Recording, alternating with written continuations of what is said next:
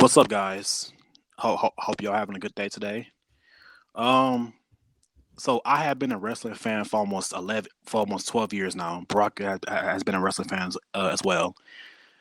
Last week we lost two incredible wrestlers in the name of Terry Funk and Bray Wyatt. We want to we want to send the condolences out to Terry Funk's family and Bray Wyatt's family. Let's do a let's do a moment of silence to honor these legends.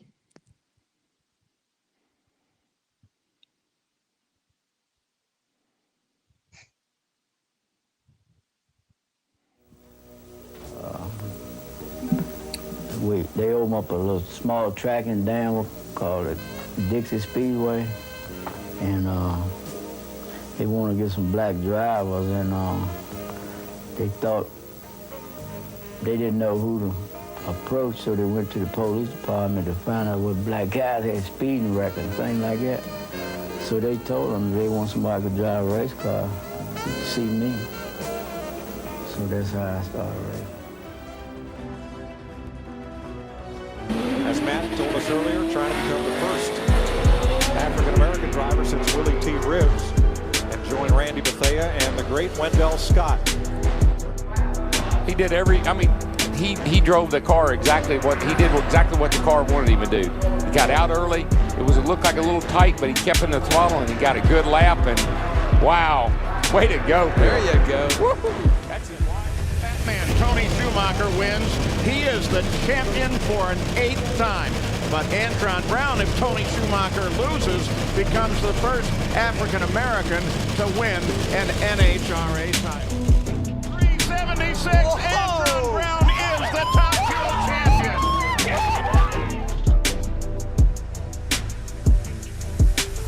These need to be the best 7 laps of Darrell Wallace Jr.'s life. That was a good first part of it right there. Turn number 4, Darrell Wallace Jr. is going to get his first win in the Camping World Truck Series. His final time through 3 and 4. He's going to do it. Bubba Wallace wins at Kansas. What they gonna say now, baby? Let's go! Record is equals. Lewis Hamilton wins the Turkish Grand Prix and is a 7-time champion of the world. Get in there, Lewis. What a way to do it, mate.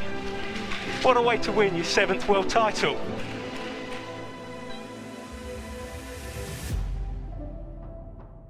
Victory Lane Vibes, episode 13. Yes, sir. Okay. Oh, this gonna be a good one today, man. I thought I had this idea walking back over to my laptop having the air horn sound. I was gonna be really annoying this week. Don't let me find it during this recording, because I promise you, I'm pressing this button. But welcome back. We are the hostesses with your mostesses. I'm Jared. We got Art. We got the People's Champ, Bonte. Yes, sir. Raka is back, braving the weather to give us some insight. Let's get it in. Y'all ready? Yes, sir. Yes, sir. All right. So now I gotta open up with this. So Baraka, you're gonna be this week's F1 expert. Answer me this: how can F1 cars run in the rain, but then not, and there's a red flag for an hour, but then they can run in the rain again? Can you make sense of that? Like, what was going on this weekend? So Zandvoort. Where do I begin? First off, aesthetically, track looks pretty dope. The 2 bankings, not seen on other F1 tracks. It's fire. Makes it unique. It's fire. Yeah, you can say the atmosphere, of course. Half of the Dutch is football fans, so they got that soccer energy coming into F1. They're always going to be lit. Now, where do I begin? I think this goes back to quali when it just started raining. Qualifying was crazy. Qualifying was crazy, to the point Logan Sargent knocking out Lewis going into Q3, which is crazy in a Williams of all cars. I don't know what Bono and Toto Wolff did that week, but the racing gods weren't really with them. But yeah, in terms of the race, I think the reason why they threw the red flag because Zhou ran off in turn one and got stuck in the barriers, and then I think Yuki kind of went wide in that same corner. And I feel like the stewards still having PTSD from Spa in 2021 to the point it's like we got to red flag this race before shit goes down south. Because I had a feeling it's like if they don't red flag it, like they will be go south. Like we don't want another Jules Bianchi situation in which cars are zooming in while you got a crew trying to remove a car stuck in a barrier. They don't want a repeat of that ever again. So it's understandable. And in turn, kind of screwed over Checo because he just got into the pit lane to put on wets. And then as he's exiting, the red flag comes and he can't really do anything instead of stay in the pit lane, which is unfortunate for him. Main highlight though was again Max Time says record of 9 straight wins, which as the lone as the lone Max guy who you can say person the lone one, the only one is like it's impressive. Never thought I'll see the day where that record's being broken. But fair play to Red Bull for knocking this year's regs out the park to allow him to get 9 straight. So we'll see in Monza this coming weekend if he could actually break it to win 10 straight and own the record. Boo, tomato. Like, no, we don't want that. I mean, it's gonna happen. It's gonna happen. Conclusion, but like, unfortunately, we don't want now that. there is this so-called Monza curse that I saw on the TL today. The last 4 winners end up not finishing the race the year later. Charles won. Remember how 20 went, where he just buried it into the barrier into the final corner. Pierre won, I think going into turn 6 or 7, got knocked out. Daniel won that one. But then Daniel ended up having engine failures on the last 2 laps of the race. So Bonte, it's like you don't want the record to be broken. This is the one chance for the racing gods to, uphold this whole Monza curse for you. Right, please. Let my boy Lewis get the dub. Yeah. But yeah, that's where Monza's this week. I feel like, of course, Red Bull is going to be having that straight line speed. Williams, the way they've been moving with straight line speed, this could be a track they could cook. Logan needs a redemption after what happened in Zandvoort. Like he looked well, but then crashed out in quali and in the race. And Mercedes, they got to figure something out with strategy. I don't know what's going on this year, but when it comes to strategy, they lay a massive egg. Yep.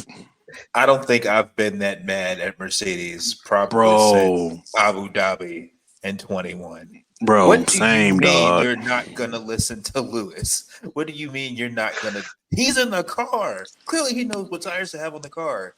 Right? It didn't make any sense. The track was drying. Oh, we're gonna put on inners for what? What? That was so fast.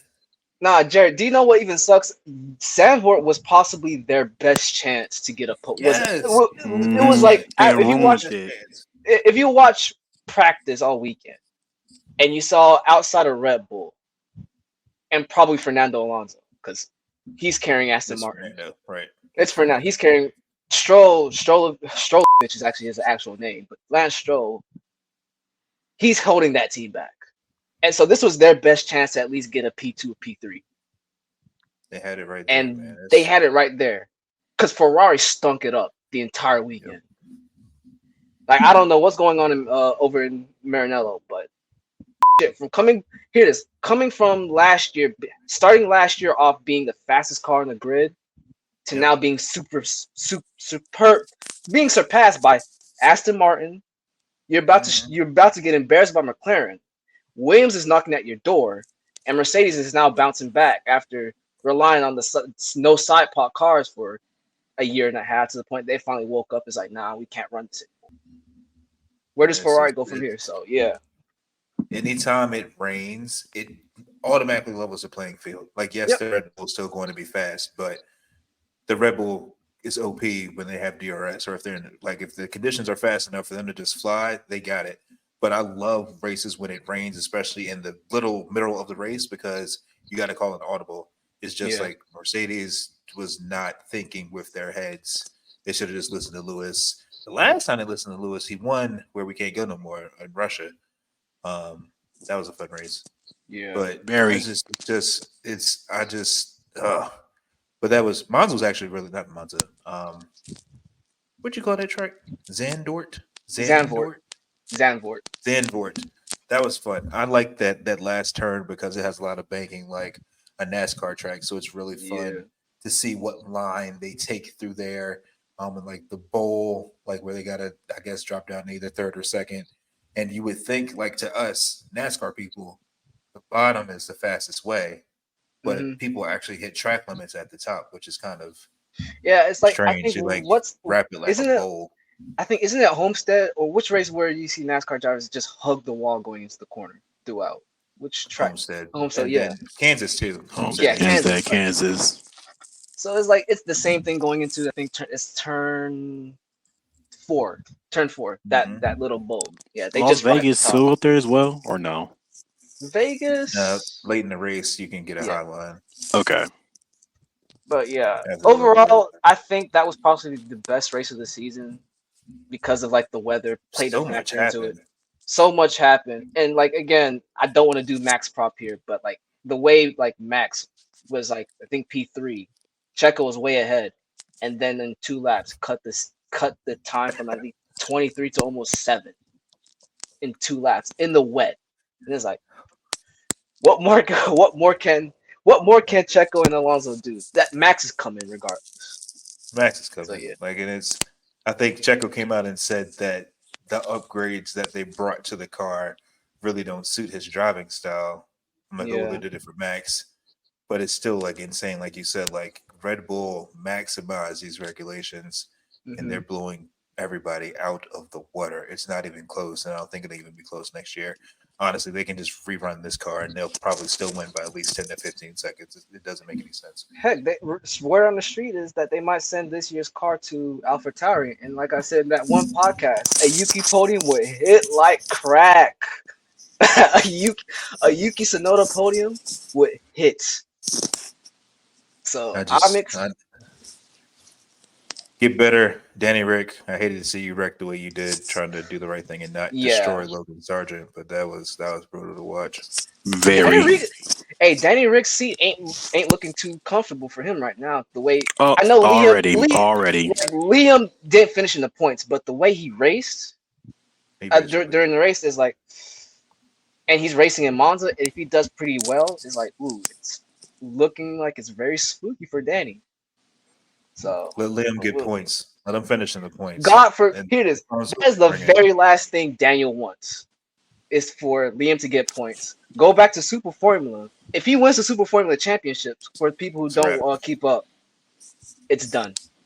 I'll be glad if Daniel Rick will go to IndyCar, but he don't want to go to IndyCar, so oh well. Nah, he's too chicken to race on ovals. No, he is. His words, not mine. Romain over there cooking in IndyCar. Romain Grosjean. Ericsson too. Heck, Ericsson and Romain are cooking. So we'll see. But yeah, that's enough F1. It was interesting. Zandvoort was interesting, but we move on to Monza. So what's next? Monza. Everybody, set your alarm clocks because God knows qualifying the race, all that stuff is ungodly early for the people over here in America. So, set your clocks. All right, moving on. It was Daytona week for NASCAR. Daytona. Xfinity kicked it off Friday night, little Friday night action. What'd y'all think of the race? I didn't watch it.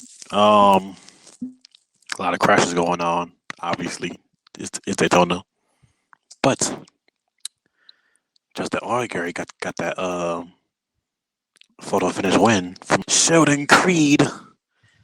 Sheldon Creed was low key faster than his teammate this weekend too. Yeah. Well, then hold on. Then Austin Hill crashed, which shocked me. I'm like, what? Yeah, I mean, I felt like the first 80% of it, I was like, oh yeah, there's no way this is going to be a bad race. Like Xfinity puts on the best racing of the weekend. Like it's going to be fire. And then everyone forgot how to drive and forgot how to block and make passes. And it was just wreck after wreck. Like it looked like the junior leagues of racing. It was just, a mess. But it was very entertaining. I'll say that. Someone who didn't have any stakes in it, it was very entertaining. I keep waiting for Sheldon Creed to get that win. And it just seems like, again, we've said a couple of times, we've said this for a couple different people, but like the lights are just too bright. Had a chance to make a move late, doesn't, and you go home second place. So, you tip your hat to Allgaier. Like that's a great win to have. And also, I was gonna say, tip my hat to Trevor Bayne. As I was writing notes for this race, I went, "Oh, Trevor Bayne's coming back." And then late in the race, I'm writing in all caps, "Trevor Bayne is back," because he throws a terrible block. I think we said in third gear, going into one, and wrecks a third of the field. So, Come on, man. it was very typical Xfinity. Maybe with some ARCA breaks mixed in at times, but overall, I mean, it was pretty entertaining. So I was happy with it. Nah, that race from the highlights I've seen was, especially during like the final stage, is like when it rains, it pours for like a lot of these drivers.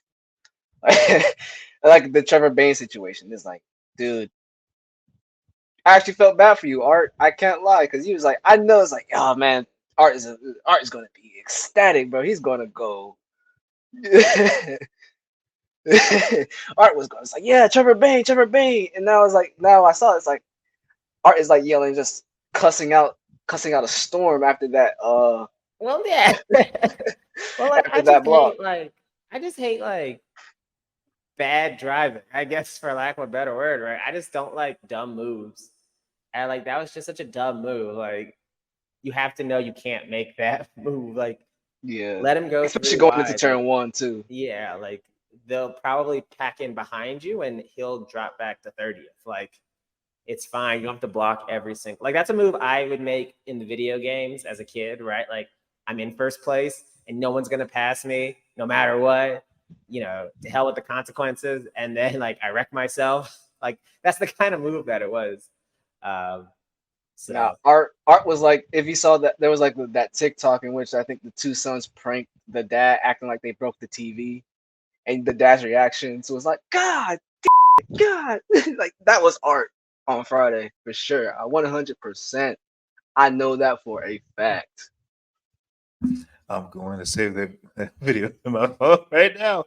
But it's just, I love Daytona. I really love the summer race because it's completely different from the winter race, if you can call it that. It's just like it sucks for Trevor. Like I'm happy he's getting some seat time. He's in a pretty good car. The JGR Xfinity cars are out of this world. You're in third gear, my man. Like where do you think you were going? Third. I heard you shift. Oh goodness gracious! But yeah. I don't know why. I don't know. I love Trevor Bayne. Like that's my guy. I will forever respect him for winning the 2011 Daytona 500.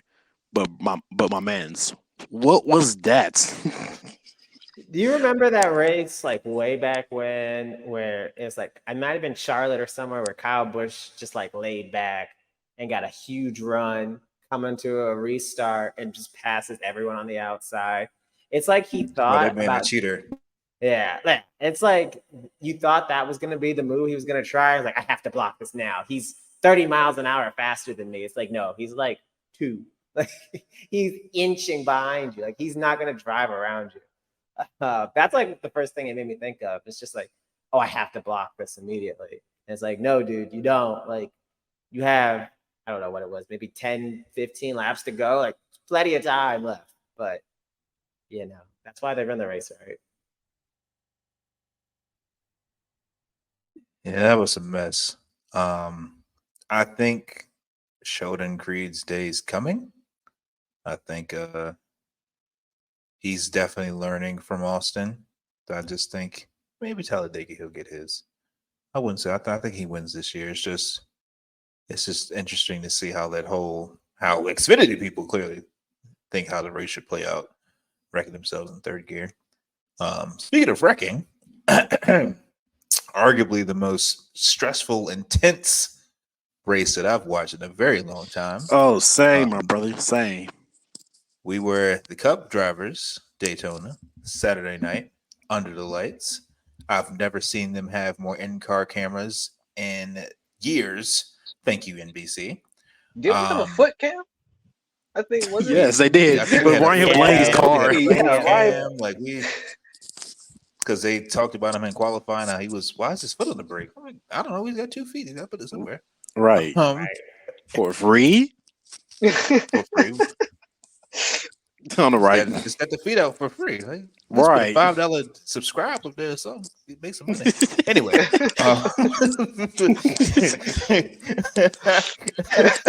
This dude. Anyway, Chris Buescher held us down. Got his came through 3rd win of the year. We'll just start in the beginning like we always do. Go around the horn. What did y'all think of the Cup race? It was pretty good. I ain't gonna lie. Hella nervous. Obviously, us Bubba fans, we was nervous because we wanted Bubba in the playoffs. And holy ho, I'll get to that in a second. But let's go on the race first. Awesome racing. No, the usual pushes and stuff. But what and on the earth that big one was? Like we got I think it was like a bad push from Christopher Bell. And even though he was trying to get Ty Gibbs to win the stage, but Ty Gibbs was loose. And another thing too, I'm so happy that Ryan Blaney is okay because that was a vicious hit. A vicious hit. Big one. 16 cars is out. Brad won the stage. Bubba made it through. Chase Elliott did too. So good spotter from Freddie and Eddie DeHaan. But outside of going to the end, Chris Buescher winning. Let's talk about Ryan Preece. If anybody haven't watched the race yet, Ryan Preece had a horrible accident with Father Go. It was horrible. That's probably one of the worst crashes I've ever seen. Like on TV in years. I'm glad he's okay. He got out of his home. Got out of his own power. Got out of his home power of the car. We went to the hospital. He's okay. So, man, that was crazy. But we made the playoffs, man. We made the playoffs. I'm so happy. Thank you, Chris Buescher, for coming through. We ready for Sunday, but overall, I get to race A. No, Art, I want your insight on this because not to age us, but you were around the last time we saw a hit like Blaney took, and there were some unfortunate circumstances for that. Yeah. Talk about that right quick, and then give us your analysis on the race. Yeah, I mean, like that's the first thing I thought of, seeing it live. It's just like, oh my God. Like, first of all, like, what are the odds of this exact style wreck happening? I don't know where it is on the track, but let's say within a quarter mile of, Dale Earnhardt Sr.'s fatal accident. So like, that was my first fear, was like, I hope this isn't happening again. And that's a feeling I've never, I think, had that feeling watching a race where I just thought, oh my gosh, like my heart has stopped. Like my blood runs cold. Like all of those analogies, like that's how you feel in the moment. Cause like, you don't want any of these guys or girls to get hurt. Like it's entertaining and like, we'll give folks a hard time. We gave Preece a hard time a couple weeks ago, but like we want all these folks to walk away from the car in the same shape that they got in it.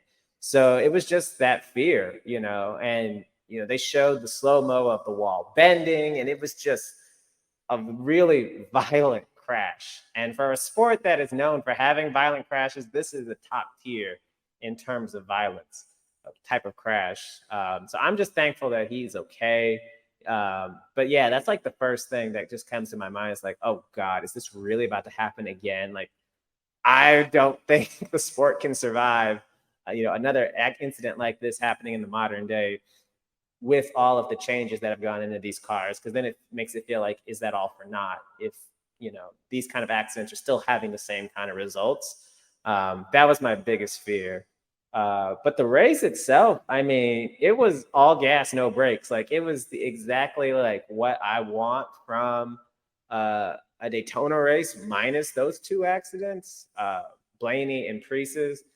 I'm all in favor of like seeing wrecks. Like, I think that's part of the entertainment of NASCAR, but again, not to that level. You don't want to see a guy take that kind of a head-on collision or have 10 barrel roll flips in the air. Like, it looks like a toy car. It looks like you threw a die cast down the stairs. Like, that's what it looked like. And so those kind of accidents are really scary, but you recognize that's part of the racing, and I'm glad that they're both okay. And so far, I think they're both still on track to race this coming Sunday. So, like, that's amazing. But overall, I mean, it was crazy in terms of the racing. You had comers and goers. It was 2 wide and 3 wide for a while, which I really love to see. Like, there was only a little bit of freight training going on, which I appreciate, because you've seen races like this where, like, it's a big accident and then everyone says, okay, we're just going to get in line and ride around for 50 laps and just click off laps. And we had a little bit of that, but it didn't run for a long time, and they got back to being pretty racy. So it really had all that I could hope for in terms of Daytona race. Like, there was the drama, there was the pressure. I actually felt really good about Bubba going into this race. I felt like these other bubble playoff drivers really had to go and take it from him, and they just weren't able to. Ty had a great car, but then he ended up getting wrecked out thanks to a bad push by his teammate. So, there really wasn't any kind of points threat, which was my big fear, was that they'd lay in the back, right? And then, like, someone would just steal points in the first 2 stages, and then a wreck might happen or something like that. So, I'm super thrilled that Chris Buescher won. Like, I've never been. Yeah, he came through, bro. I've never been as big a Chris Buescher fan as I was. Shout out to him and RFK for getting it done for us. But it was a race that I left, and I was like, as a fan, like, I got my money's worth out of this race. Like, I was not bored, I was not tired. Like, I could have watched another 300 miles of it. So it was great. I mean, it reminded me why they picked Daytona as the cutoff race. And, like, that decision just seems to be smarter and smarter as the seasons have gone on. So, like, we always rag on NASCAR for getting things wrong, as they rightfully should. But that's one decision where, like, y'all got that right. And I'm happy to admit that was the right call. I was gonna say, like, I had never been so excited for a existing driver to win, especially RFK. Man, like, literally, I was screaming, like, "Come on, Pusher, bring it home!" And he came through, man. Another thing too, before I let y'all finish, like, I have never seen a car flying in the air that high ever in my life. That's probably the most insane crash I've ever seen ever as a fan. Well, see, like, worse than that, but, like, y'all know what I'm saying. But yeah, The race overall, I think it was. If you want to talk about emotions, my emotions are all over the place. Of course, being a bubble guy, you want to see your guy winning. You want to see your guy make it qualify for the playoffs. I think at a certain point, it was looking real shaky, real spooky, especially I think towards the end of stage 2, prior to, again, Art's favorite driver wrecking his own teammate going into the final corner. Boo, boo, tomato again. Yeah, I actually low key low key do feel bad for Top, because he had the car. He had the car to get enough points and probably challenge for a win. He had it, but again, ill fortune heralded his way, which was fortunate for 2311. One of the, I think, probably the strongest out of the bubble drivers out early. So that's a net positive, because I didn't think Daniel Suarez was going to have a good race. I don't know what's going on over there, but in terms of, like, super speedway package, they just haven't clicked. So I wasn't worried about that. I was actually more worried about Chase Elliott, not gonna lie, especially Yeah. towards the end. The way he was Yeah. slowly creeping up in the front. Because like I'm like begging to like all gods above that Brad does the thing and lead Right. his teammate either wreck Chase or lead his teammate to a win. He picked the ladder, which I'm happy. Yeah. 23-11, we definitely bust case after how the season went this year. Of course, again, had the car to at least win at least one or two, but yet pitch and strategy just fumbles us back way to the back. And in terms of the It, crashes, that Blaney crash kind of scared me a bit because again, even though I was a kid, I was like I think 2 years old when the Dale Earnhardt incident happened. So I that memory that hasn't happened, but of course me watching the replays of the race and understanding the significance of it, it's like I was kind of having some weird flashbacks to that. But luckily Blaney was okay. He was able to walk out. And that Ryan Preece incident, again, if you saw how high that car was in the middle of its 10 barrel rolls, if that happened to a normal car, I don't think a driver would survive that, to be honest. It was like real scary going into that bus stop. And at a certain point, I was like praying that, oh, I hope he's all right, because that's something that would make me cry a bit, a tearjerker, if like anything went wrong. But I'm happy that he's fine. We saw him, got a sigh of relief, and yeah, the race played out. We again bust case going into the playoffs now. Let's just hope that the team doesn't do the team things and try to fumble it. Fingers crossed. Yeah, I just want to say one thing because you brought up a good point that I didn't about the 9 being like the biggest threat, and I agree. Like he was in the mix late, and he's I don't think he's gotten any wins at Daytona if I remember correctly, but like I'm sorry, cut you off, Carl. Art. The only win he got, I think it was probably one of those dual races that he won. I may be wrong. all right. So like he was in the hunt and like he's been you know a contender at Talladega in the past. Like it's not like he's a scrub on super speedways. But the reason you brought that up, I had a conspiracy theory after the race. So like they line up, right? It's RFK at the top and it's the 9 is behind Harvick. And Harvick's, remember, he's pointed his way in. Like he's clinched. He's got nothing really to play. I mean, he's going for the win, but beyond that, he doesn't have anything to play for. I like to think that drivers have memories like elephants. And he thought about a certain Bristol race in the playoffs and said, you know what? I don't think I'm going to go 100% throttle on this restart. I think I'm going to go 85%. I think I'm going to drag the brake a little bit. I don't think I'm going to let Chase. I'm going to make sure I hug the bottom. I'm not going to give him a chance of getting this win.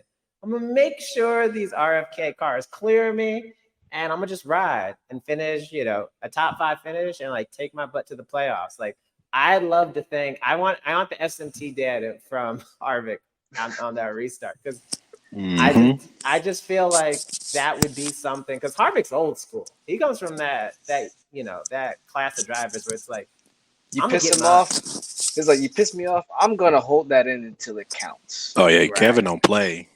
Kevin does not play. I was gonna say like the pit crew, Bubba's pit crew did pretty well, pretty good this race. His car was off, and he knew that when the race got started. I can tell because his car couldn't push or gain any draft because it was pretty off. Great thing that we finished 12th, but like, yeah, the car was pretty off. I would say it was off, but still not like dramatically off. Oh yeah, slightly agreed. Off. It's just slightly off. Like he was still like at the start, he was still up front. I'm trying to get his way up front, but yeah. I'm not gonna say slightly off, probably like mid between, like middle. Yeah. That's what I agree with. The car's off, but yeah. Yeah, just to tie with a bow, the race was great. I was more in probably the 3 wide racing. So much of it, we really haven't seen that with this new car. I guess when it's a season ender, you gotta do what you gotta do.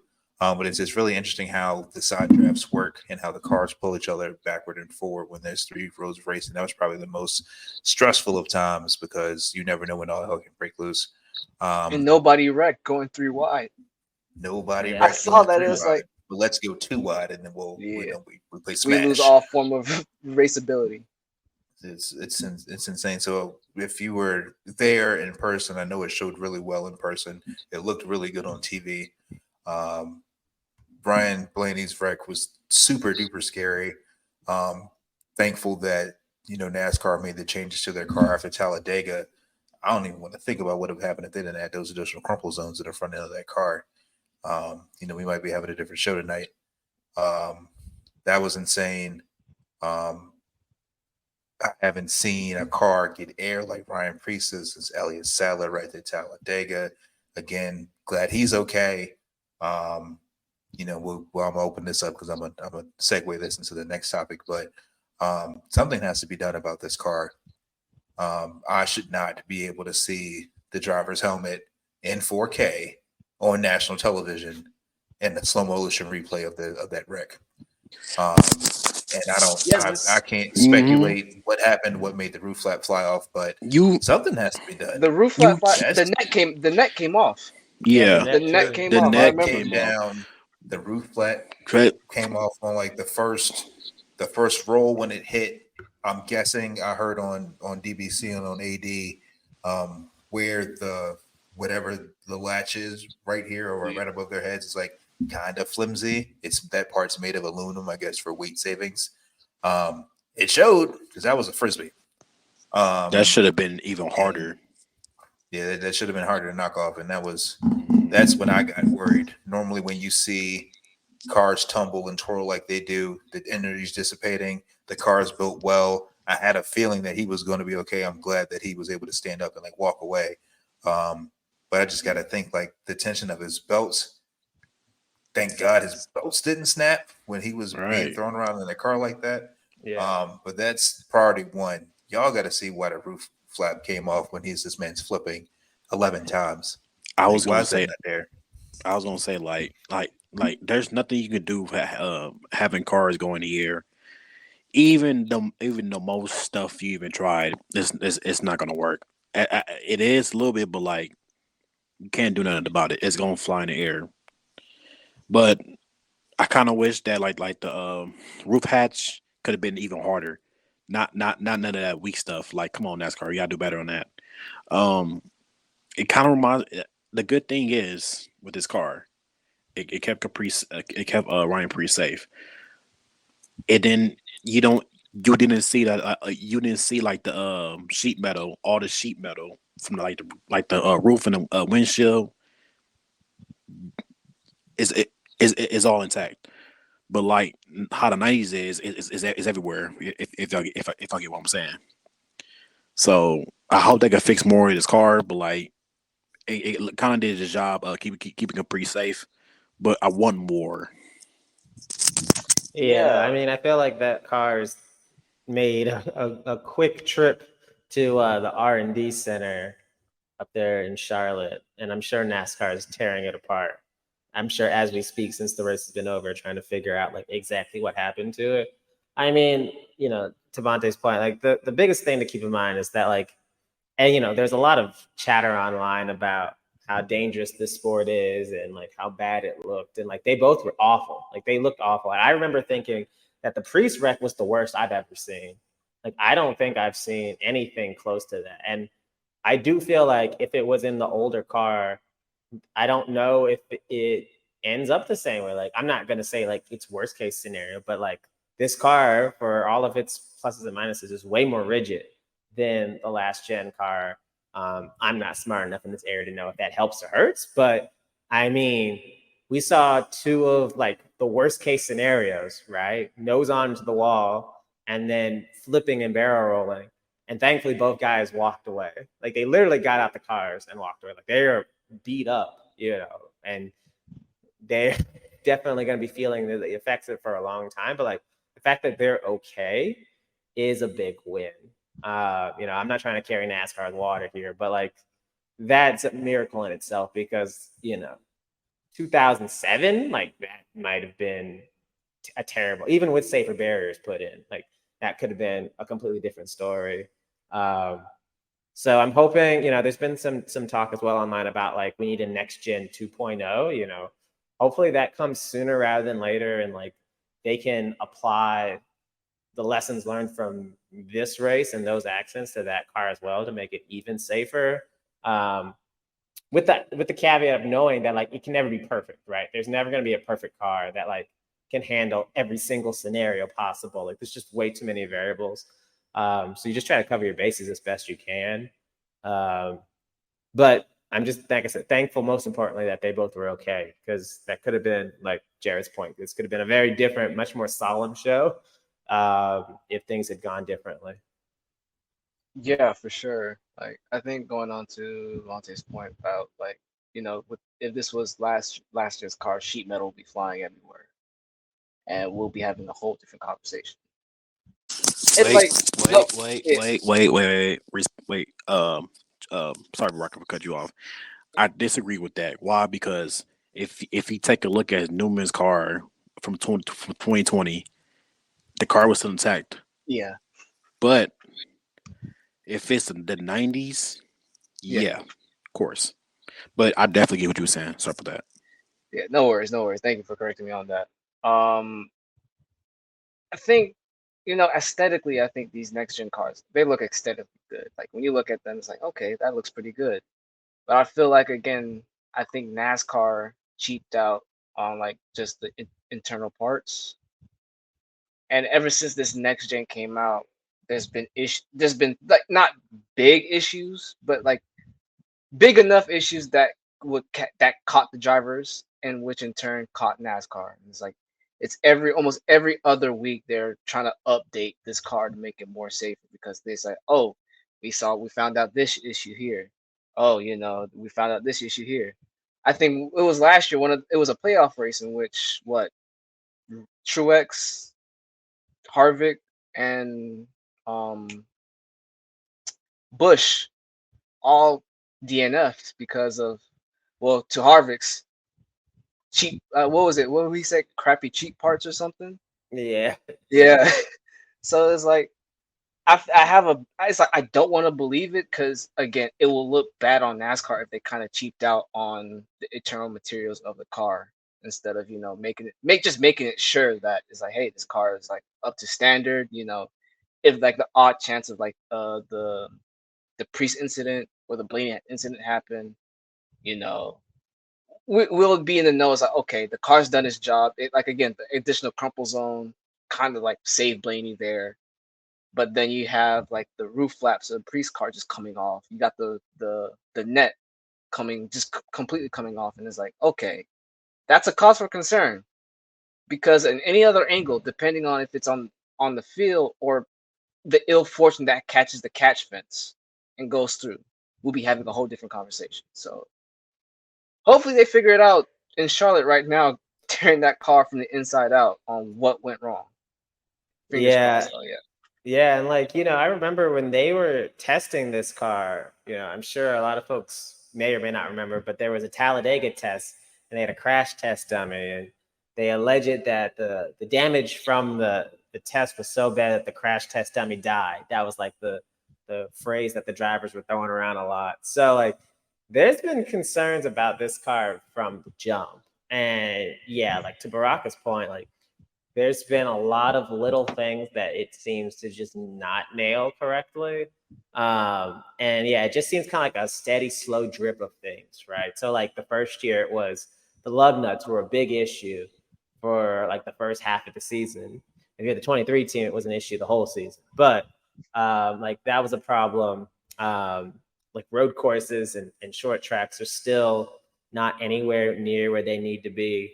And then we had, these safety issues with like the Talladega wreck earlier in the year when they made changes to it then. So like, I'm okay if NASCAR admits, and I'm sure they wouldn't, but to admit like, this is an ongoing process. Like this car is not going to go another 8 to 10 years exactly how it is right now. Like we're going to look at it. We're going to make some changes in the offseason and come back next year with a slightly different car. We're not going to overhaul it, which is fine.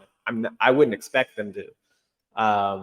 But if they have done that too, like I don't want to act like there hasn't been a lot of testing done at short tracks this year. Richmond, I think New Hampshire was supposed to have a test as well. I think Bristol as well. So like they're doing the work of like trying these different packages, but every time they have a test, I feel like the drivers get interviewed and they say, yeah, it didn't make a ton of difference. It's almost exactly like what we're running now. And so like as a fan, that's a bit of a concern. But you know, if there's a steady effort to find solutions, like that's all I can really ask for. I think the big secret is that they just need to give it some horsepower. Maybe that would help a little bit, but you know, we don't want to talk about that. That seems to be the last resort, but you know, you just want to see things get better. And there's a big stretch where with this car where it seems like things were not better overall than they were last year. Like I was clamoring for the last gen short track package. You know, like I went to Martinsville for the last Martinsville race of the last package, the Hail Melon race, and like it was amazing. Like it was great all the way through. And then like you get to Martinsville now, and like it's terrible. Like it's one of the worst races on the schedule. So like hopefully they'll get to that point soon, but it's just a slow growth and like a frustratingly slow growth. Although I do have to admit, Saturday, I think the Speedway package did actually do what it was intended. So, it's like, again, I don't want to carry NASCAR's water and tout them, but it's like, hey, I just got to get it to them. It's like, hey, I think Saturday they nailed the package right on. Yeah, I agree. The Speedway package is close. It's close. Like it's not like fantastic, awesome. You don't see those really big runs like you used to, but it's close. Road courses are just absolutely terrible, but whatever. 2311 corner. Both 2311 cars make it to the NASCAR playoffs. David Wilson won at 5 out of his 6 cars. He got 5 out of his 6 cars. Yes, sir. We had in case you missed it, you might have, well, you'll know soon enough. Our producer, Carl, had his fun creating a shoey video. If you have not yet watched it on our Instagram, Threads, Facebook, or Twitter account, please do so. He said some really insightful things just as far as like with us and putting this together. Bubba getting it done, shouting out 2311, shouting out Mike, shouting out Denny, shouting out Steve. We got one more surprise for y'all when we let this episode loose. So be sure you keep on our socials. Keep a lookout. What y'all think? We've arrived. The car will have the yellow banner match in the McDonald's livery this week. For real. What's good? And the merch coming out too. Man, I'm going crazy next week. I'm proud of this team. Proud of Bubba. Proud of Tyler. Even though we had a lot of pit issues this year, the consistency from Bubba and Tyler has been magnificent. Even though Bubba haven't gotten to the top 10s yet, but like, he was literally consistent in 15th since May.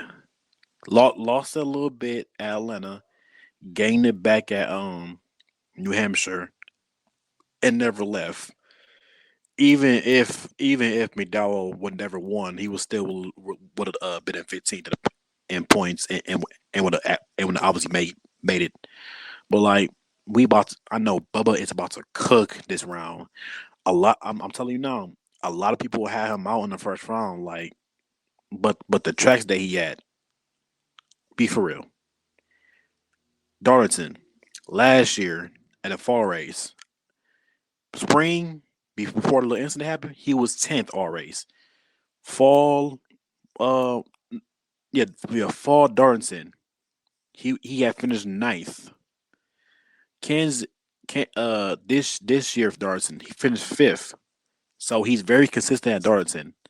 Kansas, last year, spring, he finished 10th. He could have won, but had too much pit issues, kind of lucky ruined his race. Fall Kansas, he got that dub. Yes, sir. This year, Kansas, 4th. Like, These are tracks that he could literally cook on. Like he could literally cook. He's super consistent, and he can score a lot of stage points. Same thing with Bristol. Like, do not count this man out because we for sure we gonna cook in the playoffs. I'm telling you now. Yeah, I know for sure. I'm happy. Like again, I said earlier, we bust case. We're in the playoffs and all that. I just, I hope that we could keep, especially the 23 team. They got all the momentum going their way now. You know, you've done one of the hardest part. The most stressful part is now in your rearview mirror. Now you gotta. It's squeaky bum time now. Like every race now counts. Like and with the tracks that are now being this coming round, I think suit the 23 team is my issue is more of is like, will we fuck it up in the pits or mess up a strategy? That's like the worst. Like we don't know. It's a coin flip in the air. But it's like I'm heavily optimistic. I say that, round of 8 is like I think the bare minimum. This is like what I'm giving this team. Cause again, Bubba's been consistent. Like on track, Bubba is probably the least of the worries the 23 team is going for. It's the pit crew and booty that's the biggest red flag for this team. And I hope whatever's being talked about now, I hope they can nick it in the butt. So yeah, overall, I'm excited. Yeah, it's really satisfying. I said this last week, but like it's just so satisfying to see like a guy that you root for put in the work and like get rewarded. Like no one's gonna give you anything in the Cup Series. You have to go out there and earn it. You have to go out there and take it. And the 23 team and Bubba Wallace have just been able to get it done. One thing we talked about before we went on air is that, for Bubba, he's really been in a week-to-week battle for like the last 2.5 months or so.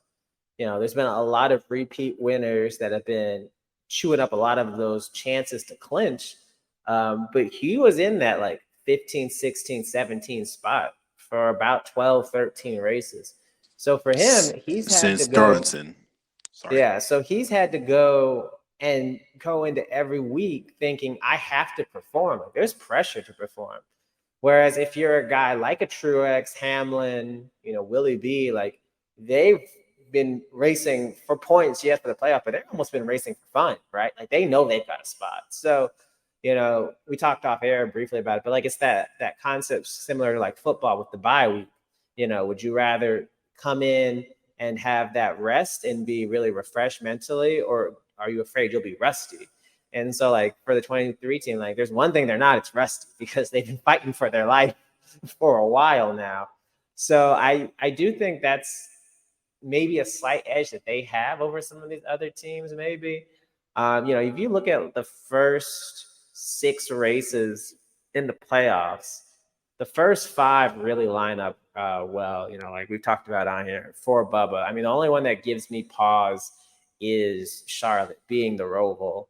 And like that track can just be a total crapshoot. But like looking at this first round in particular, I just need them to just be consistent. Like just keep doing what you're doing, but turn up to another level, because every year there's somebody that crashes and burns in the first round, right? Like I remember Kyle Busch, right, had a DNF at Darlington and DNF at Bristol. He was out of playoffs. Like that's going to happen to somebody. They're going to get caught in a wreck or something. So like just don't be that guy and just survive, and you'll make it to that next round. Now, if you can get a win, like, hey, I'll take a win all day, every day.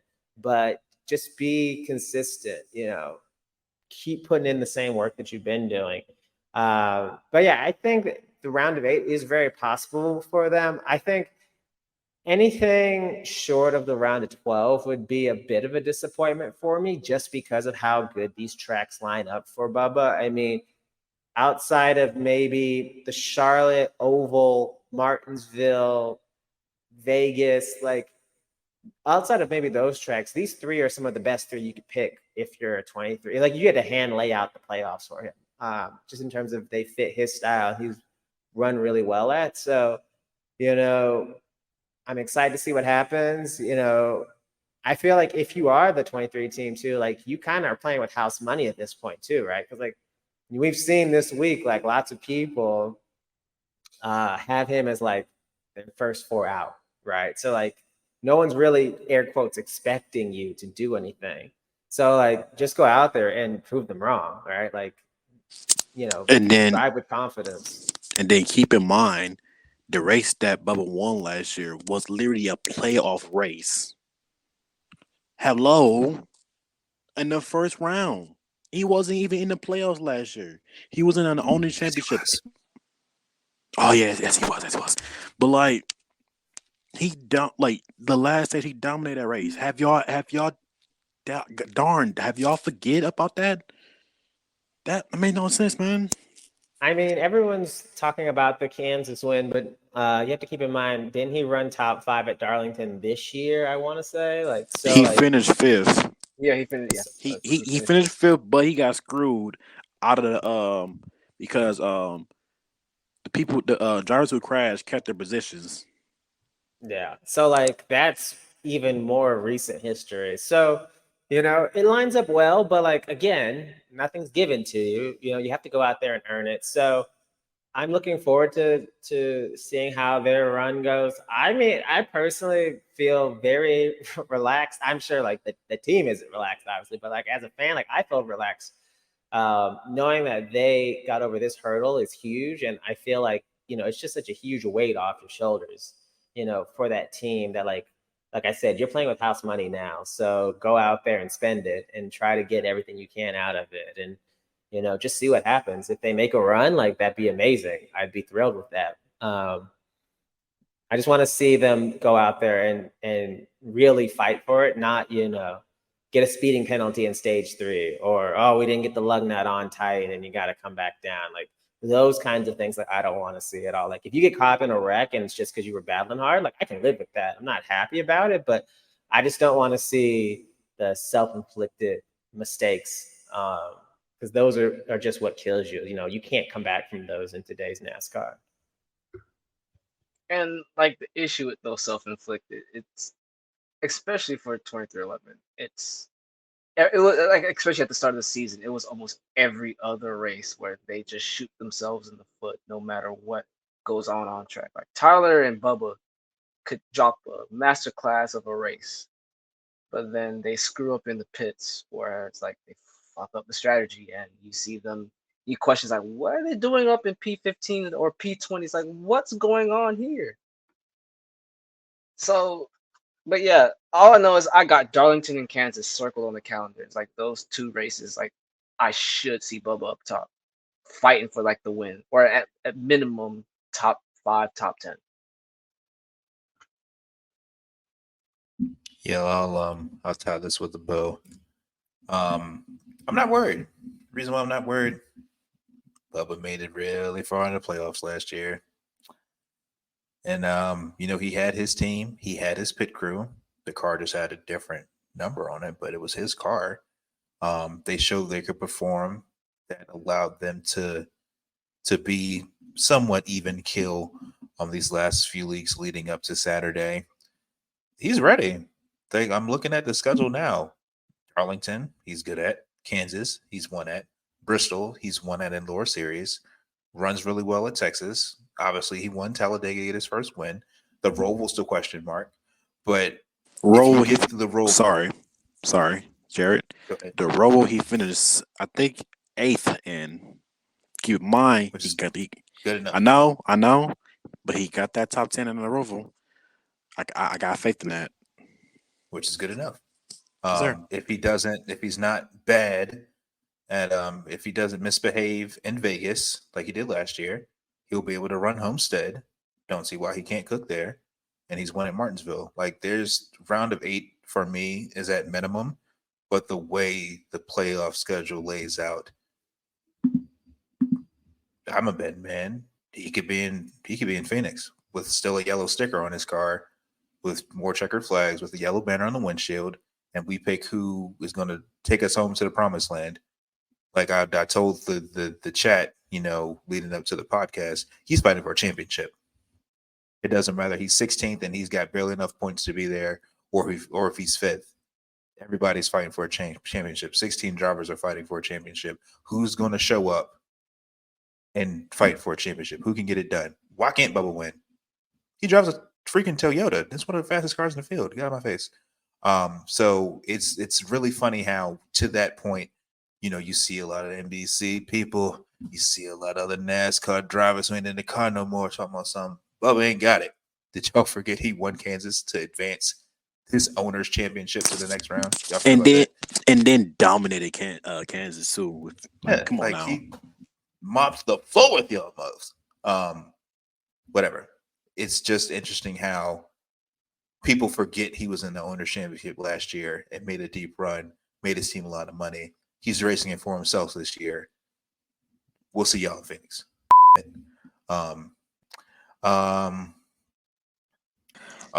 So before we get to, well, I guess it's after, because they raced Sunday and not Saturday. The truck race, Bonte, you were there. Yes, I was.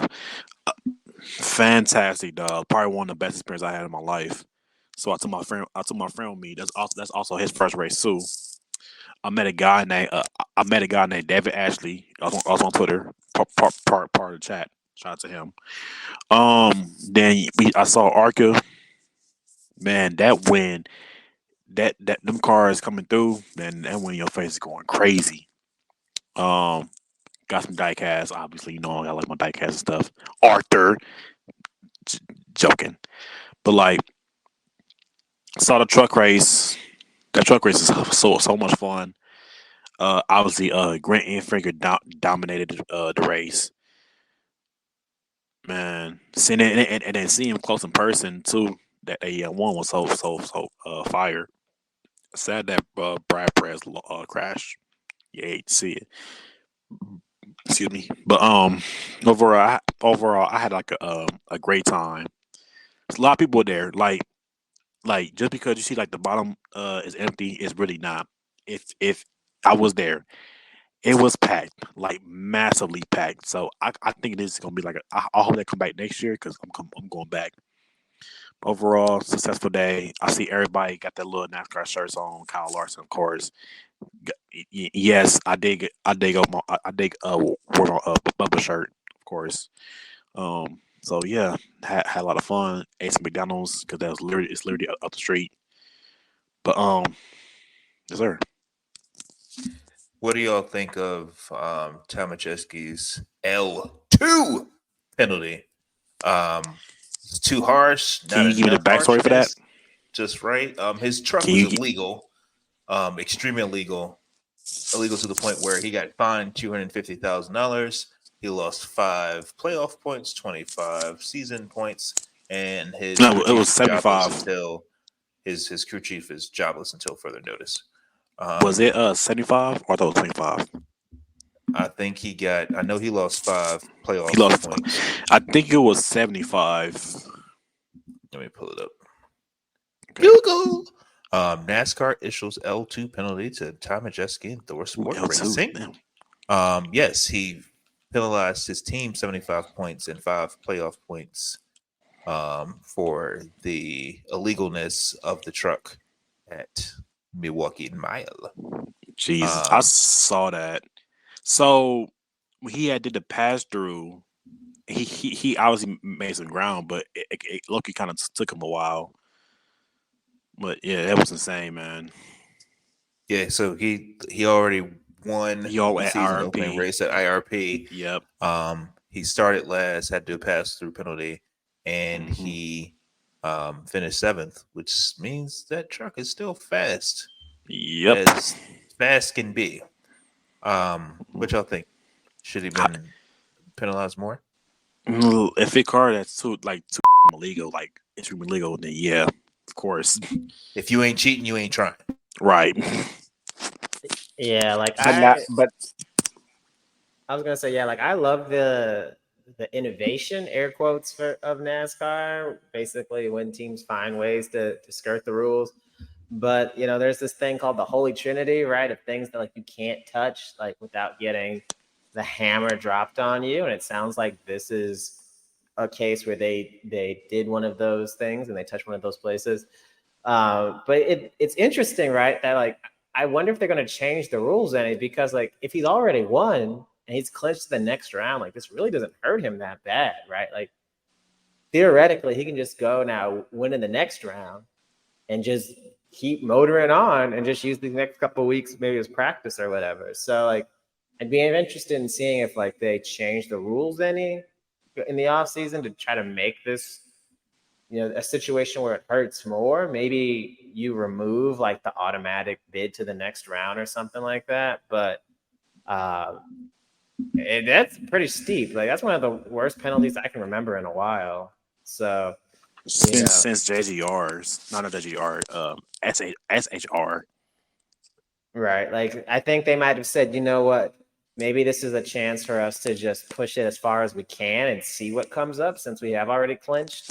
And I always, whenever like a car gets found for something, it makes me think of like the story they would tell where it was like, who was it?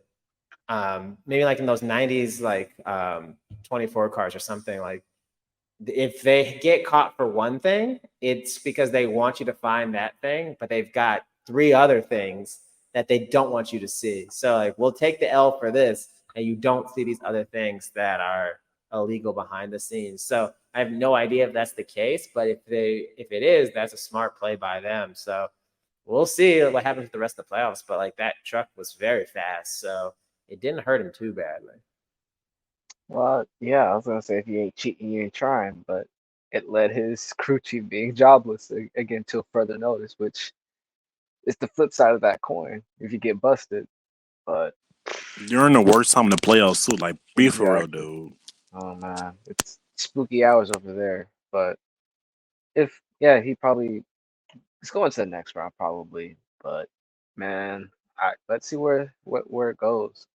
I just wanted to know, is it the same for the truck race in which if like they find something, they'll end up showing what they found to the other teams and to the public in the next race, or no?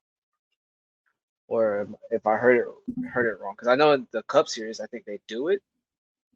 I think if after they take it to R&D, Okay. and I guess if they see the true performance gain of it, then they'll show the rest of the garage.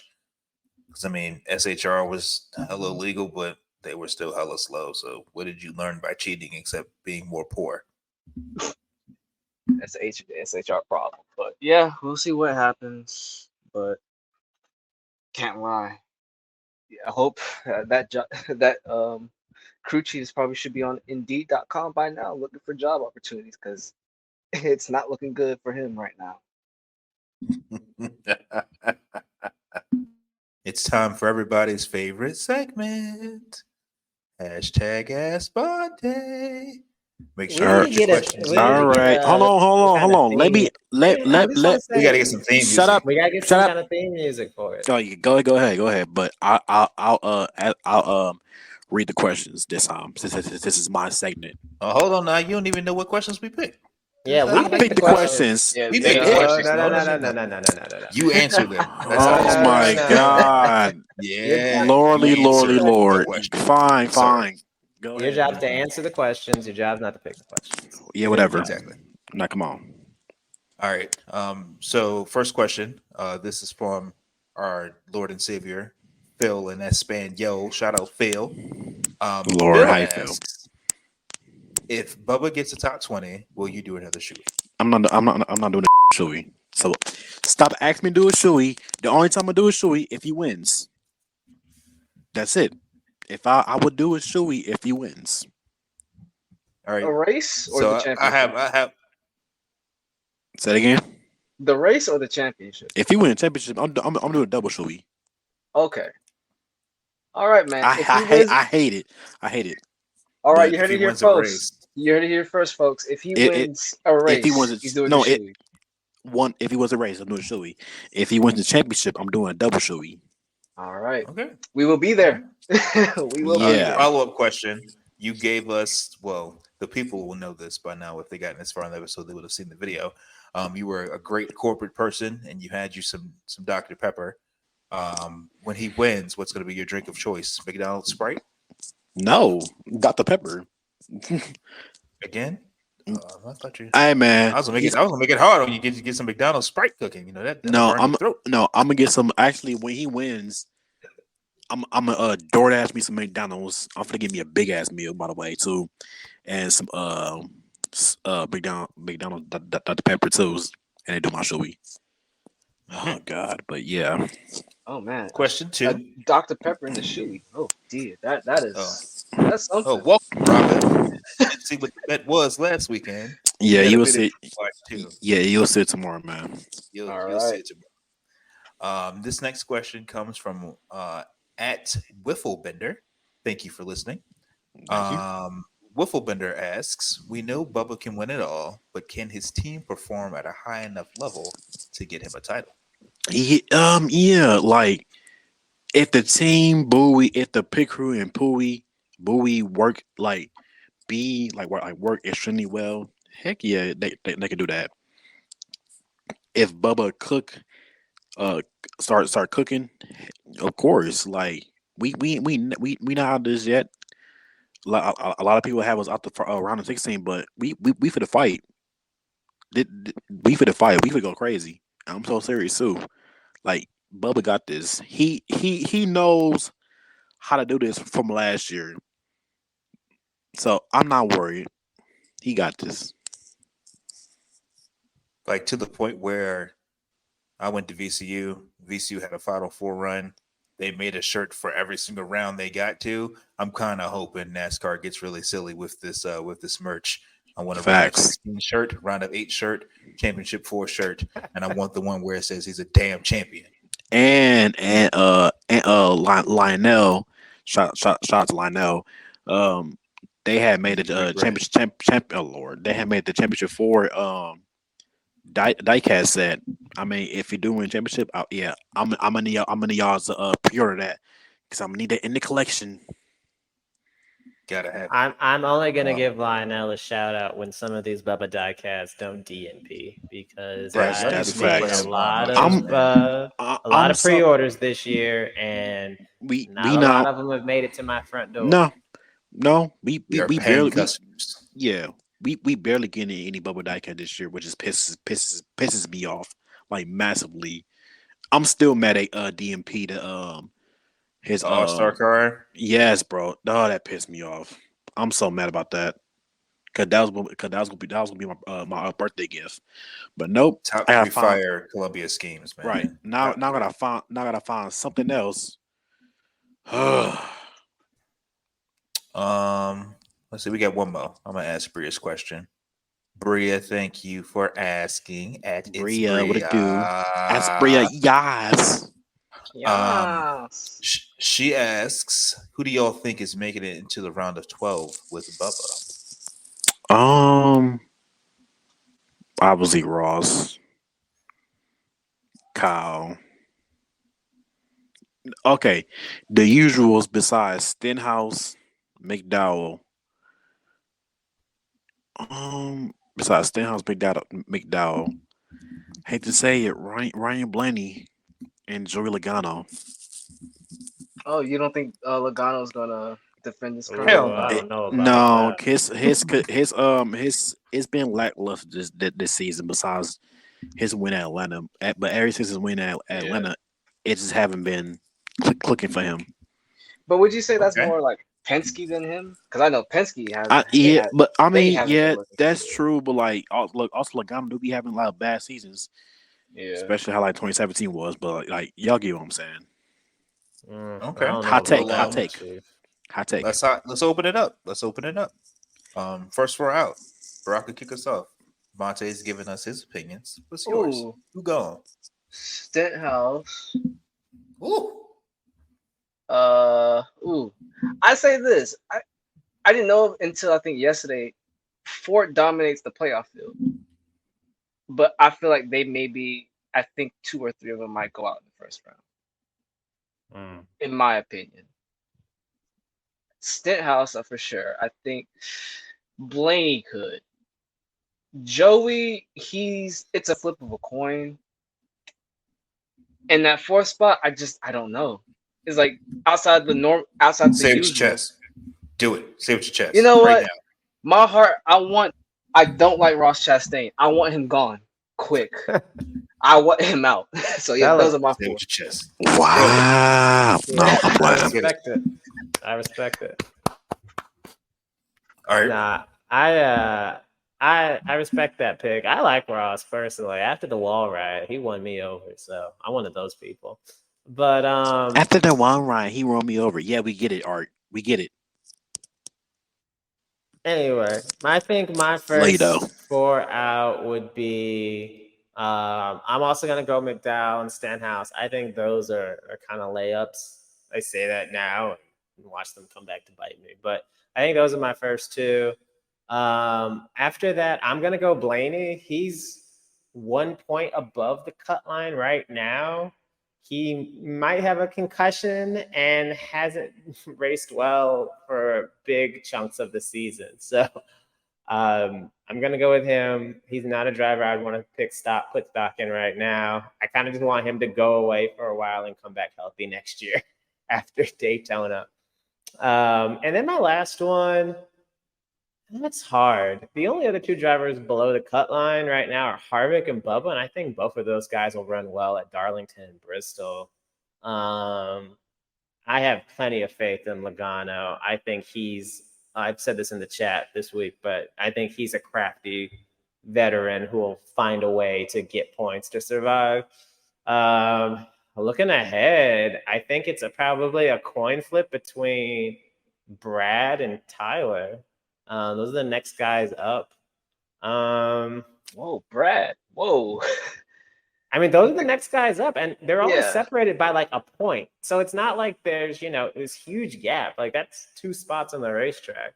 Yeah. But Brad's been really fire lately. So I think I might go Tyler, honestly. What were you going to say? No, I was going to say, because Brad, I think the second half of the season, he's been doing his thing to make sure he points his way into the playoffs and made it point his way as early as possible so he doesn't have the same stress as Bubba had to.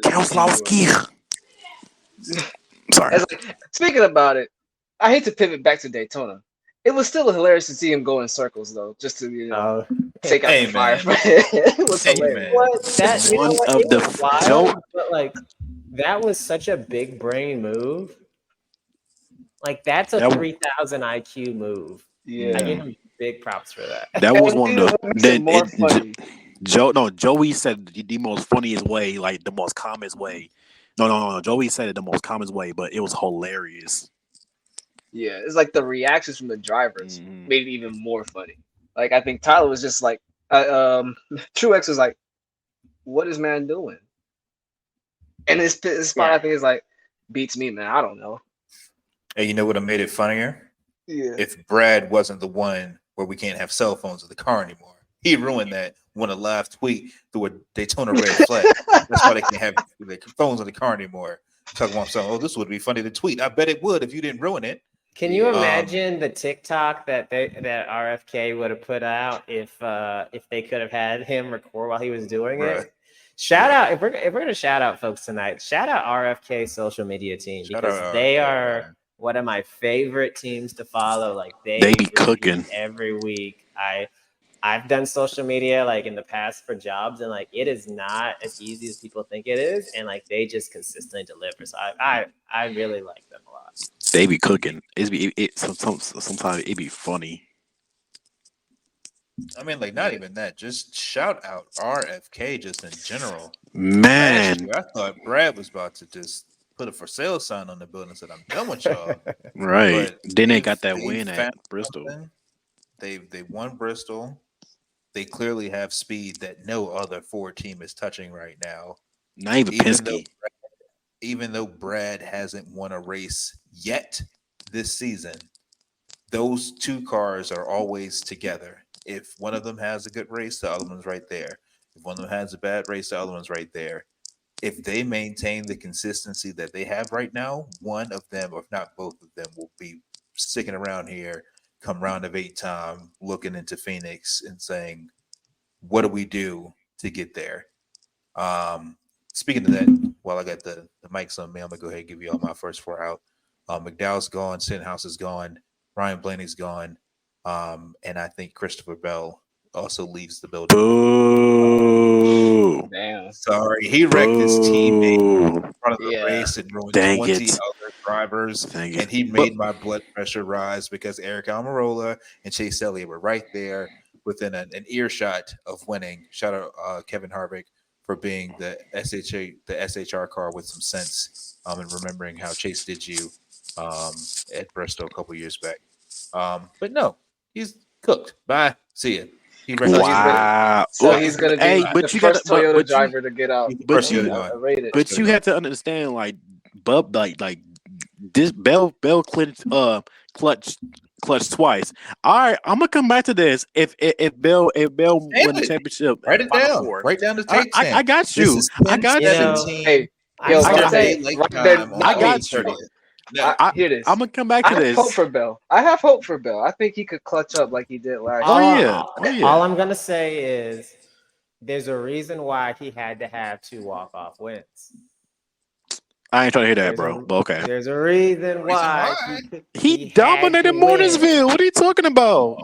Yeah, but he was trashed in the 2 races before in both of those rounds. Because if he Trash. wasn't, he wouldn't have had to win. Wow. Hey, but Look, if your strategy in the playoffs is to hit a jackpot in every round, that's not gonna last long, right? Like, no one Jackpot goes to at the Vegas. Like, just yeah, be I'm gonna consistent. That's get the literally it. And I feel Right, like exactly. Consistency and Christopher Bell in the same sentence. Are you serious right now? I think Hey. if we're talking about I'm a Christopher Bell. Bell I'm early in the a. season, then yeah. I'm a Bell fan, so I got hope for my boy.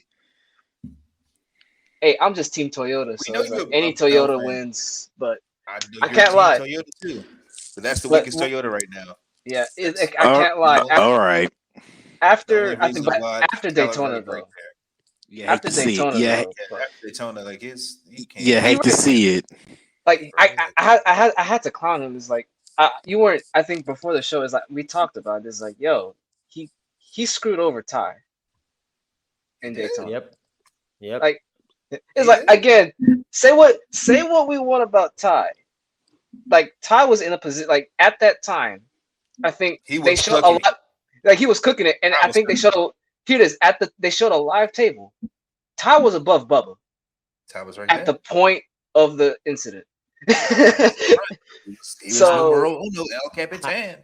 How happy do you think Grandpa Gibbs was about that? Man, you want to talk I'm about sure Christopher Hey. Bell is going to get the Kyle Busch treatment of Yeah. last year. You want to? You don't wanna be Grandpa here no Gibbs will more? be okay. Okay. No, he'll be okay. I'm pulling 50 horsepower out of your car. Yep. Try again next year. Yeah. But yeah, So with that, go ahead, Baraka. Go ahead. no, I was gonna say is like I have hope for Bell, but again, Busher, One of y'all. yeah, Busher and Stenhouse, I don't. Blaney, it's a mixed bag, but I feel like he may be one of the shock first round exits. And then I think I said Michael McDowell. I think could Oh, yeah, he- Michael he- McDowell's he's- gonna be the other one. His goose is cooked. But yeah, Um, hopefully Ross Chastain is another surprise. I'll be there once he gets that first round knockout. It's like I'll be there. You know, you bring up another great point, and since we got some time, let's talk about it. We all mentioned how Ross got the reins peeled back on him when who did he wreck? Was it Larson? And Rick Hendrick yelled at him. Did he wreck Larson? Was that who he wrecked? I think it was Larson and somebody else too. I think. Yeah, he hit somebody else. Did he hit? He might. Have If I Chase say or- if I say something, I will be suspended. So I'm gonna keep my mouth shut on that one. Okay. But something happened with Ross Chastain, and he's been a shell of himself for the rest of the regular season. Do you think now that it's playoff time, does he go back to who he once was, and is he a bully Sunday night in Darlington? And that's interesting. I mean, Uh, if I'm sorry, if he keep his old ways how I was like last playoffs, then he should be fine. But I don't know. Here's the thing, though. Like, you cannot just flip that switch on and off. Like, it's not that easy to say, hey, I know you've been running conservative for 15 weeks. Now you can go be aggressive. Like, you have to either be that guy consistently or not. And he just hasn't been. Like, there's a clear pivot point in his season where he was driving, he was aggressive, he was up near the front, and then something happened. We can all speculate on what was said or what was done, but there's a clear pivot point where after that, he was just a different driver. Like, that's just the truth. And Trackhouse as a whole really didn't have any bite the last half of the regular season outside of Nashville, right? They did not do anything. But like, you can't just turn it on. So like, to answer your question, I think the answer is no. I don't think he's going to be that aggressive because maybe he'll move someone late, like if you need a spot. But like, if you're expecting him to drive over his mama to get a win, like, I don't think you can just flip that switch right away. Like, it's hard to be that guy on the racetrack if you aren't that guy. So I'd like to see him do it. Like, I want to see him make a run, but I'd be shocked if he was winning races in the playoffs. If he was pointing his way through the first 2 rounds, like, that's what I'd expect. Bonte. I'll go on that. All right, answer my question already, buddy. Nah, I think I agree with Art. I don't see it happening, but I'm also in the positions like I wouldn't be surprised if Ross, when push comes to shove, will be old Ross again. Yeah, so I don't know. He ever since that incident with Larson, something was said to the point that he has been a shell of himself, and the Trackhouse hasn't looked the same. Like, again, outside of Nashville, at some point I even forgot they were on the field. Like, they've been pretty quiet, and it's not like they've been quiet and doing their own thing. They've been quiet and been doing nothing. Like, I look over and I'm like on the table, it's like, oh, Chastain was raced. Oh, Chastain was there. I didn't even know. So again, I don't know. It's a coin flip for me. I think when push comes to shove, he will become his usual terroristic self. I mean, after signing Anheuser-Busch, I need him to be a terrorist on the track. You got to give me something to look forward to next season. You gotta wake up. Yeah. I really do think, like, going into the and I hope I'm wrong. Like, I legit hope that I'm wrong, and like, he comes out swinging. Like, that's what I want to see. Like, he makes the on track product more exciting when he's the Ross Chastain that got him to the dance. But like, I really do think like it's gonna be week 2 of next season that like we start to see that guy again, right? Because like week 1's Daytona. Like, you can't wreck anyone. Well, maybe if you're Christopher Bell, you can just wreck somebody, but you really can't just like wreck somebody. Jesus Christ! And be aggressive at the plate tracks. So I'm hoping that like having an off season to like reset, he'll be that guy. But I hope he is. I hope he is this playoff run. All right. Darlington, who do you have winning the Southern 500 with no throwback paint schemes? Christopher Bell. I wish people could see. I wish we might need to ask them to clip this, and then we can just post our reactions. People can see the incredulous looks on our faces. No, I would not pick Bell. I'd say if Bell wins, I'm gonna laugh at all you clowns. You, Arthur, Jared, and especially you Baraka. I'm gonna laugh at all y'all. All y'all. Whoa. I'll tell you what. Team Toyota, man. Any Toyota win is a win in my book. I'll tell you what. If Bell wins, your invite to the podcast next week gonna get lost in the mail. Anyway. Shut up, man. I must say Truex. I feel like that car's been hot. He's run well at Nashville. Actually, I don't know. I kind of go back and forth now between Truex and Denny. I feel like Denny's run well there too. So I'll say the 11. I'll say Denny. I'm guessing I'll go for the other Gibbs car. I think Truex might nick it. I have Mr. James Dennis Hamlin sweeping the weekend. He shoved Trevor Bayne out of the Xfinity car so he can run his one Xfinity race of the year. He sweeps. So then we can all listen about it on AD. But yeah, we shall see. Open forum time as Spot check the notes. And did we miss anything? Anybody want to bring up something we skipped over? Nothing. Anyone? Bueller? Cool. Personally, I'm looking forward to see what the hell Chris Rice was talking about this 31 car. Apparently, it's news that's going to shock the world. Hopefully, that means he sent Noah to sensitivity training, and maybe Noah's going to come back earlier than expected. So, NBC. Yeah, we'll circle back to that.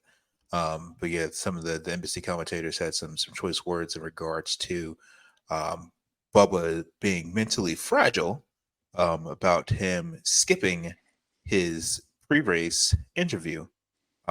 Somebody checked the footnotes and said that if you interview midweek, you skip interviews in the pen and you skip pre-race interviews. So once that got fact checked, then the NBC commentator went on the defensive. I'm still trying to say why Bubba isn't built like that. Personally, that's why I hope Bubba shows out these last 10 weeks. And I hope when they ask him when he's holding that trophy in Phoenix, who do you dedicate this to? I dedicate this to you, to Kyle Petty. Keep my name out your mouth. Kyle Petty, yep. He's a joke. Man. He was acting like a politician that day. It's like even when he was proven wrong, he doubled down and it's like, listen. Yeah, I was proven wrong, but point still stands. Type politic talk. So I was like, I'm done. If a driver don't want to do an interview, they doesn't have to do they don't have to do an interview. What's simple is that simple. Like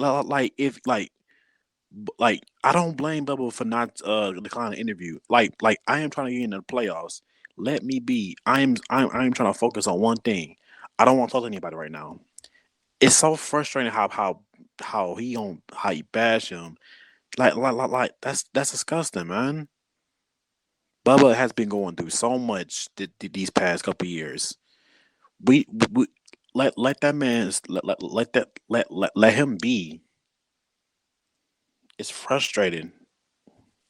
Yeah, I think, just to throw my 2 cents on it, is unless you know either firsthand or through conversations what someone's experience is, you really can't know what they're going through.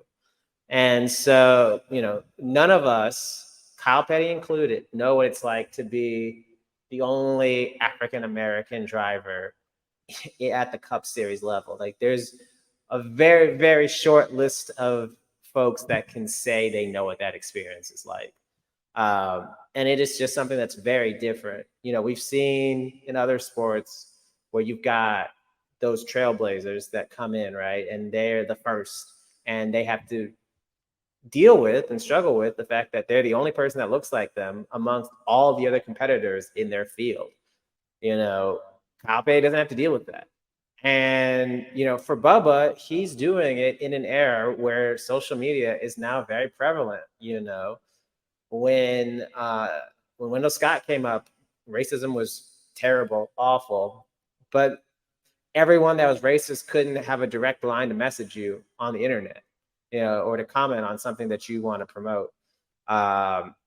Throughout history, like people have not been as accessible as they are now today. So the fact that every single accomplishment that Bubba Wallace has had in his Cup Series career, you see, the trolls, the haters, the racists online say, oh, you're just a diversity hire. Oh, it's fixed. It's this, it's that, like consistently, no matter what. So, to have thousands of people that claim to be fans of your profession, downplaying and attributing any success you have to your race, that's something that none of us know what that's like. No other driver in the field gets told, well, you only won because of the color of your skin. That's just an experience that they will never know. And good for them. Like, I don't want anyone to experience racism. Like, I'm not in favor of more of it, but that's just something that, like, you don't know what that's like. So to be able to do all that and go through all that he's gone through in his career, and he's admitted that he struggled with, his health, his mental health, and these other things, and he's come out of the other side of it and has been performing well. Like we've talked about on here almost every week, that how he's performed much at a much higher level this year than he has in previous years. That's something to be commended. And furthermore, you as an individual don't get to decide what mental toughness looks like for anybody else. And that goes for Kyle Petty, that goes for me. Like, I can't sit there and say, oh, Baraka's not mentally tough because he's feeling depressed about something in his life. I have no idea what he's going through, So I just think that showing a bit more compassion and, understand, like, that's a person, that's not just a race car driver, and putting those personal feelings aside probably would have gone a lot further in Kyle's argument. If he wanted to say, hey, this guy was really tight, he was nervous, I'd like to see him be more confident and relaxed, that I think is a very valid argument to make, because you don't want to see your athletes be tight and be nervous. But to take it to the level and to the place that he did, I think was a bit out of bounds, because again, like, you just don't know what this guy's going through. And this is a big achievement for him. Like, you should be happy that it's done. Never mind the argument that he did his media obligations earlier in the week, which he apparently didn't know about. Mm-hmm. So I just would like to see, if we're all going to be decent human beings to one another, just to show a little bit more compassion and just, recognize that you don't know what someone else is dealing with. You never know what somebody else's day is like when you cross paths with them. That doesn't mean that they should be above scrutiny, but just have, a little bit of patience if you're going to say something to that level, just because you have no idea how hard they've had to work to get to that point. Just praise the man. He made the playoffs. Just give him some praise. I don't want to hear none of that. Oh, this is unacceptable because he didn't do this, he did that. Miss me with that BS. Miss me with that boy. Miss me with that. Praise the man. He made the playoffs. Give him some praise. Jesus, I'm sick and tired. No, I'm getting sick and tired of how certain media is treating Bubba like talk about his accomplishments. Like, stop bringing the negativity on. It's irritating and it's frustrating. Calling him mentally weak, I think that was just out of pocket for sure. Like, it was way out of pocket. Like, if the post-race interview, you could tell that was like a huge weight lifted off of Bubba's shoulders. Like, once, like the reactions after the checkered flag, like him in the car, like he was yelling. Like, you could tell that was a big monkey on his back, relieved off his shoulders. And then just to say it's like calling him mentally weak, it's like, dog, that's not the time. That wasn't necessary. You could, like what Art says, like, hey, he seems like his head is like he's focused on the race, but he's like showing like he's a bit nervous, a bit tight. I could just say I hope everything went well and all that. Mentally weak, come on, dog. Like, again, you don't know what he's going through, like outside the car. Like, we don't know what goes on. So it's just out of pocket for him, man. Yeah, I mean, I agree completely. And like, sorry, I just want to get one last quick point, and then we can move on if we want to. There's just that there's nobody that's in a car in the Cup Series that's mentally weak. Like, you don't reach this level of motorsports without having some form of mental toughness, of focus, some ability to control your emotions in a high pressure situation. And as someone who was a long-time Cup driver, he should have known that. That's just the reality of it. Like, I have too much respect for all of those guys, the men and women that are driving in like those top series. Like, you don't just luck your way into those spots. You have to earn it. And it's really hard. Like, we're all fans and I'd love to be a race car driver, but it's really hard. So like, no, like that's just a level that like, if you made it this high up in racing and you're here to stay, you're not a one-off, like, no, like that doesn't fit for anybody in the field. And like I get that everybody has their opinion. And if they have a platform, they get to share their opinion. Obviously, you guys listen to us because you like our opinions and you like our takes on things. But it's just like backhanded compliments aren't necessary. Something else that I'm hearing that's making me irate. Everybody's like, "Oh, Chase to make the playoffs." Well, nobody told Chase to go snowboarding. Nobody told Chase to hook Denny Hamlin. And even with him missing 7 weeks of the race, or the season, I should say, there's still no guarantee that his performance in those 7 races would have equated him to a playoff berth. Like you don't have to automatically discount Bubba just because Chase didn't make it. I've been saying it ever since before we even started the podcast. Bubba was not the issue this year. He was not the problem. If anything, he was the solution. He had his head in the game. He did what needed to be done. He made sure that car was put in situations where they would be able to capitalize off his race performance, and he got that team to the playoffs. Now it's time for everybody else to do their part and make sure he succeeds through there. But this is like, I've never seen a more focused or dedicated Darrell Wallace than I have like in his whole Cup career. So, and that's what made me tick the most about him being called mentally weak.